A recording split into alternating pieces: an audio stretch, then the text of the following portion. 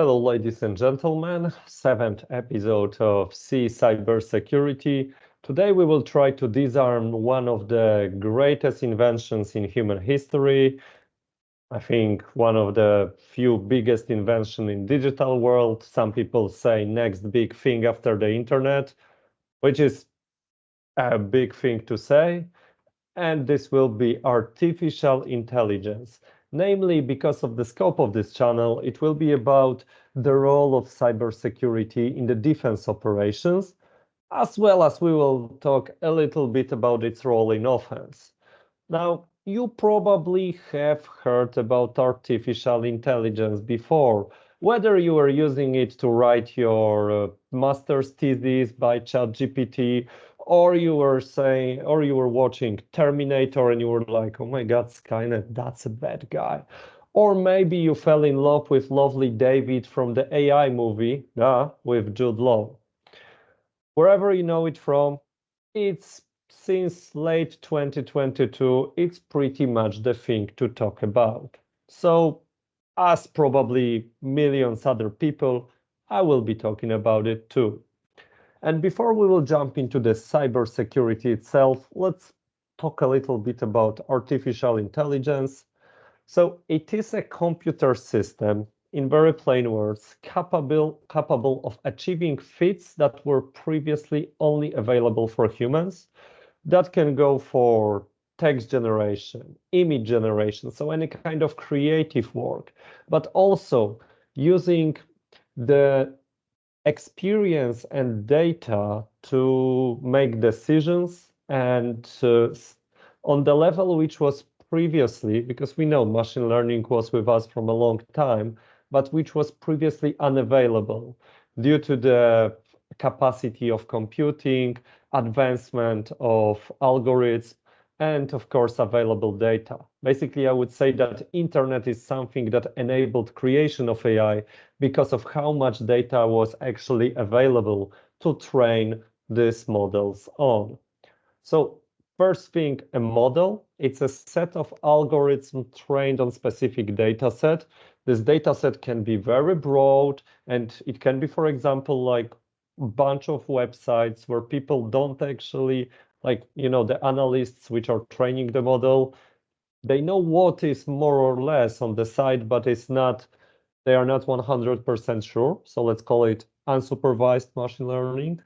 And there is also a supervised one where, the training data set has been highly precisely chosen for the system to learn on.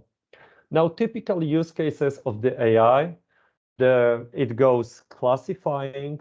It's a supervised learning, so you get a chosen data set, and then the system is learned how to apply labels, so recognize objects. So, this is a dog, this is not a dog, this is a AK-47, and this is M4, etc.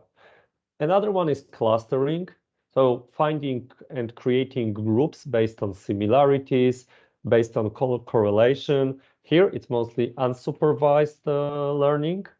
The forecasting, the predictive analytics, so, taking data and painting a picture of probable future. Chatbots, exchange of thoughts in a conversation-based manners, and creating content, whether it's videos, whether it's music, whether it's literature. I think ChatGPT is something everyone knows about, or creating images. Now, I can tell that there was a pretty popular Drake song these days, which apparently was created by AI. So you know what it can do. Or this AI created Balenciaga advertisement. I have to say, I love the Star Wars one. Just check it on YouTube and thank me later.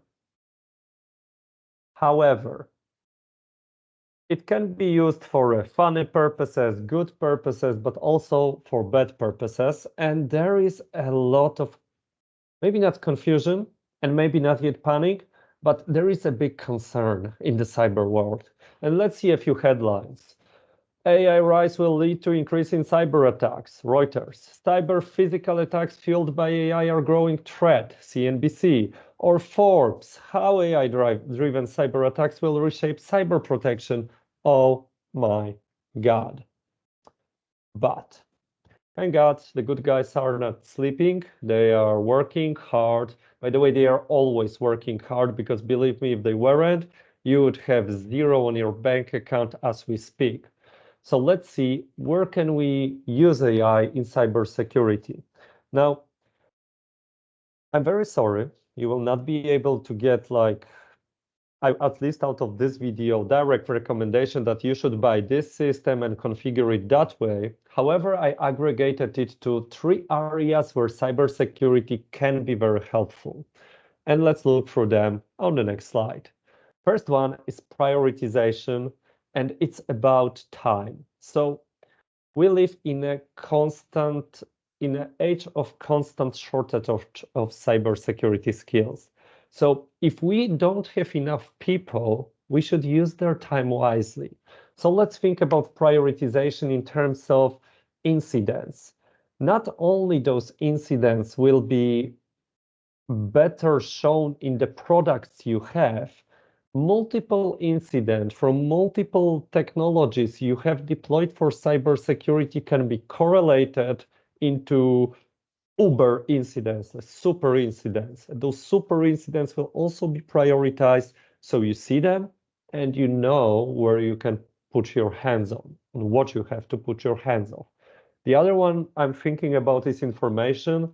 So let's say you have multiple regulations, you're a financial entity, you subscribe to multiple threat intelligence feeds, and I'm talking Mandiant, I'm talking Recorded Future, I'm talking about some public available sources like Mitre or any kind of other public threat databases, and you just get feedback. You get feedback, you get feedback. You could sit all day and night and another day and night and so on, reading it, trying to prioritize, trying to think, okay, this is relevant for me.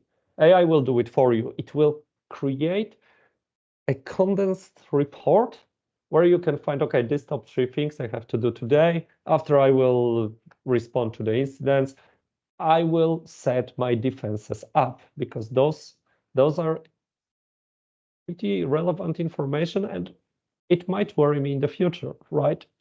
Second thing is analysis. So as I mentioned that AI is bringing machine learning to another level, it is capable of finding patterns in labeling with more accuracy. And I mean, let's take an example. It is able to baseline your whole organization in terms of typical network patterns, typical user endpoint behaviors, and then find anomalies.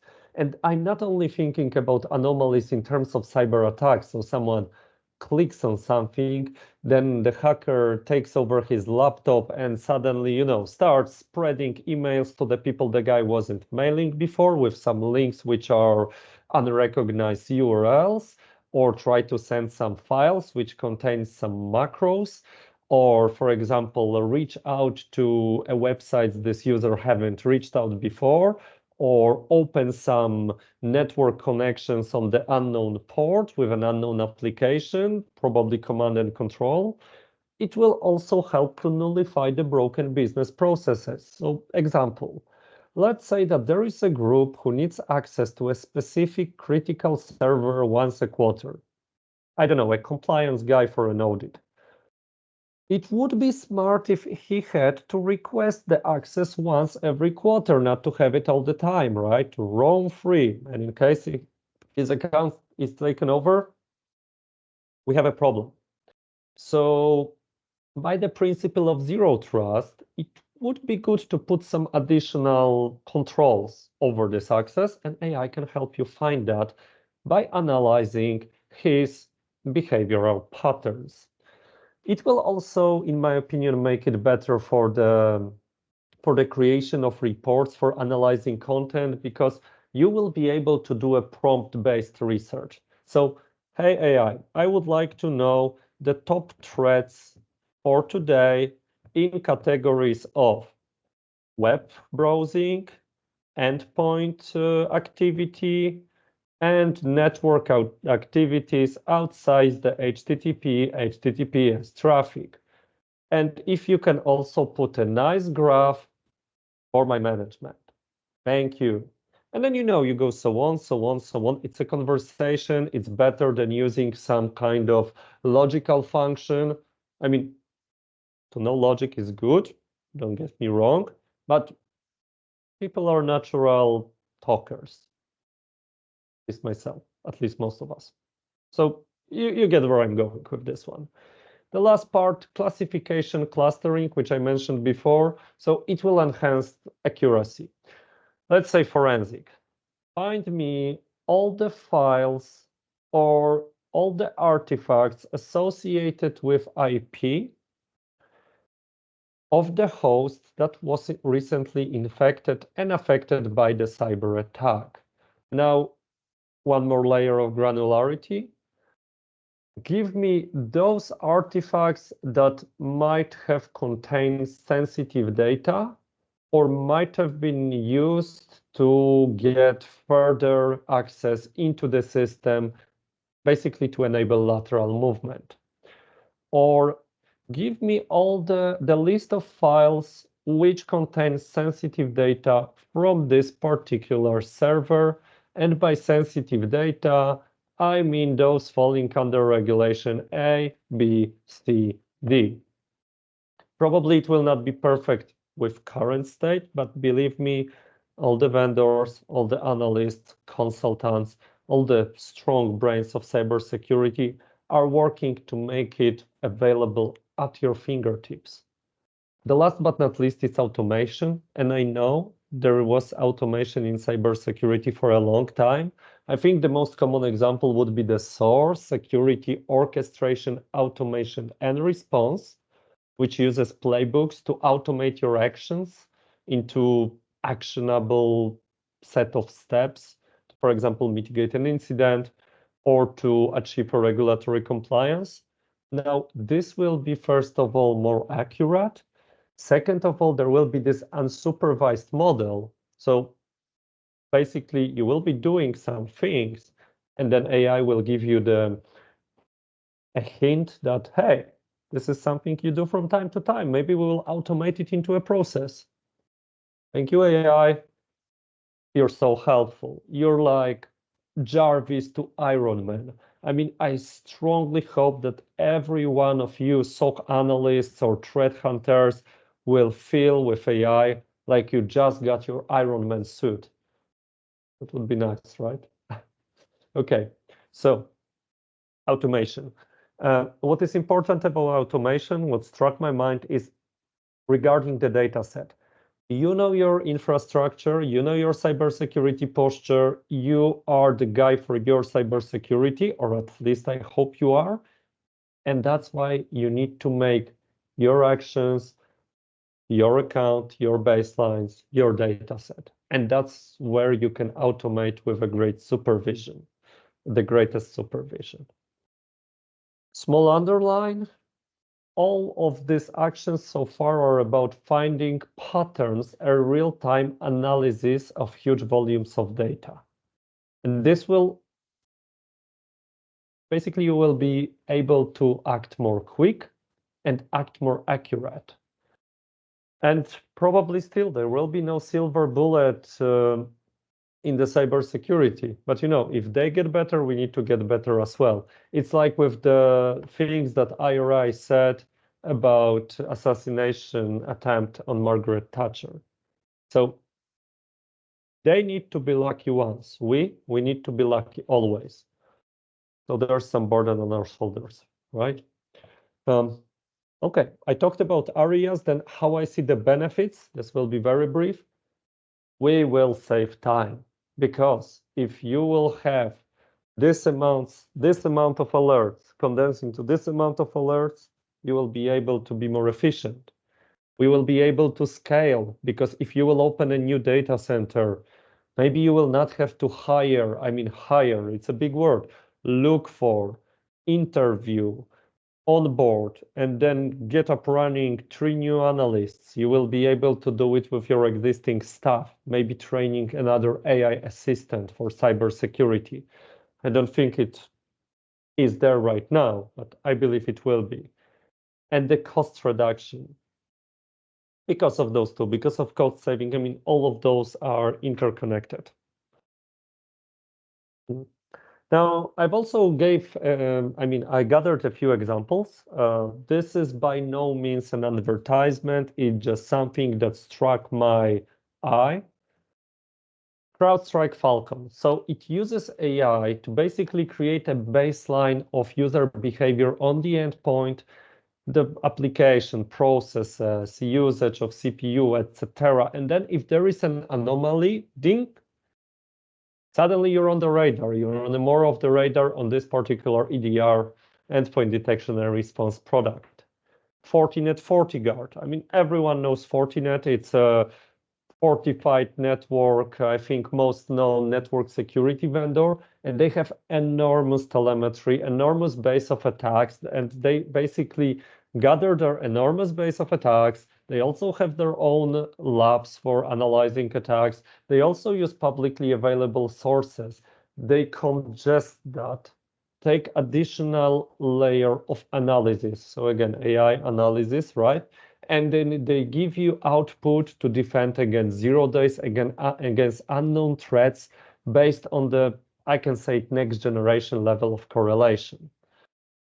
Darktrace uses this baselining similar to CrowdStrike on a high level, but to know your network patterns, where do your users go, what they use to connect, what are the interconnections, and then also give you the ability to track anomalies.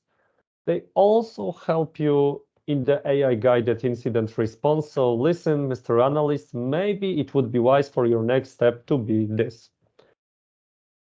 I didn't go deep diving into reporting, but there is AI for reporting, apparently. G visibility, it should actually be get visibility. It's a labeling solution, no rocket science. You basically apply label like private, like internal, like public, but it will see the choices of your users, and next time your user will create a document, there will be a suggestion. Oh, listen, this looks like an internal. Is it internal? Yeah, thank you, Mr. AI. This is internal. Bang. So those things are already available. You can talk to your friendly neighborhood vendor about it. Probably he will have a great story to tell you, and I hope you will find it useful.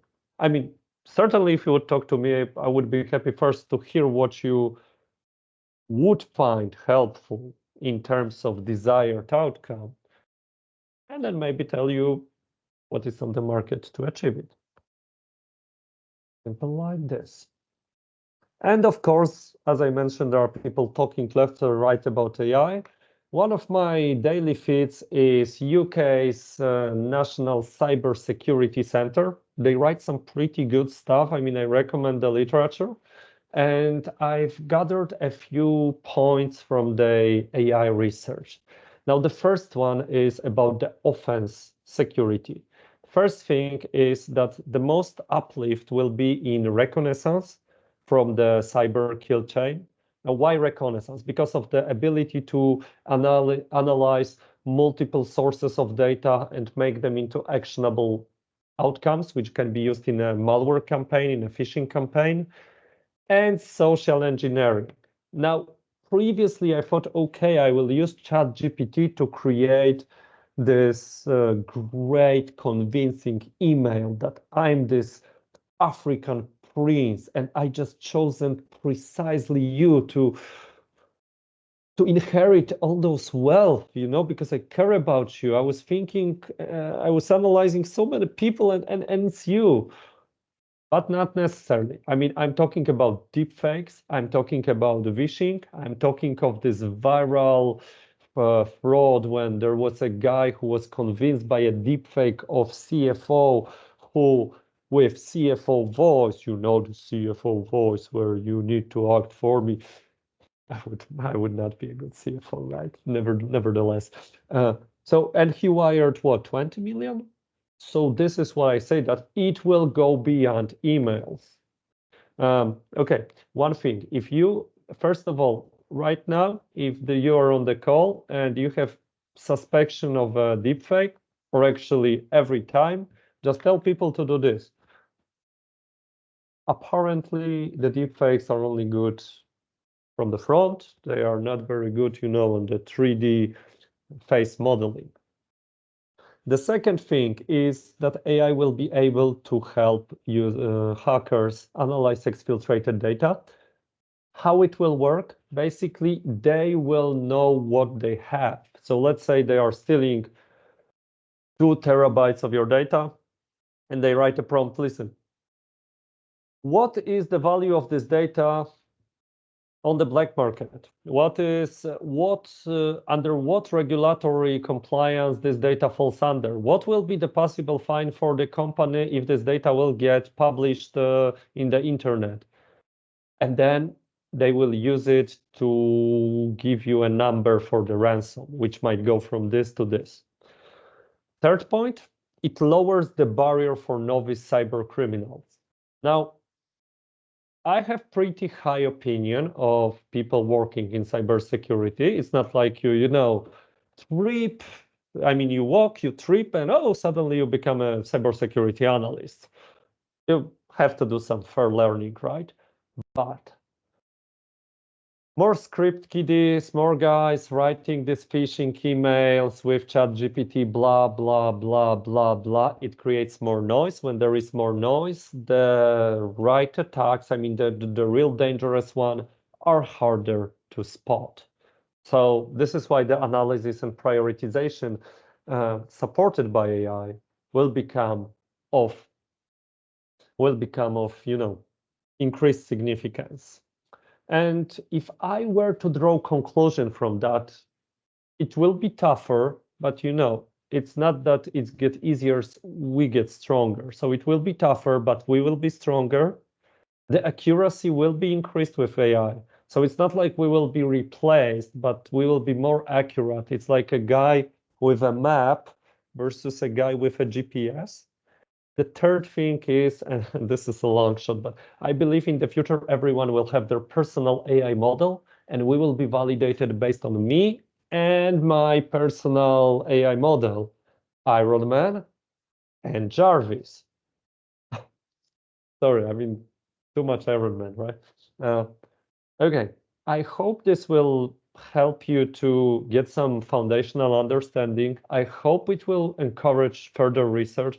And by all means, I'm a sociable guy. Anytime you would feel that this is something that you would want to get more knowledge about, just write me. I don't bite. See you on the 8th episode. Hopefully it will come soon. Everyone is busy. Stay safe, stay cyber safe. Cheers. All the best.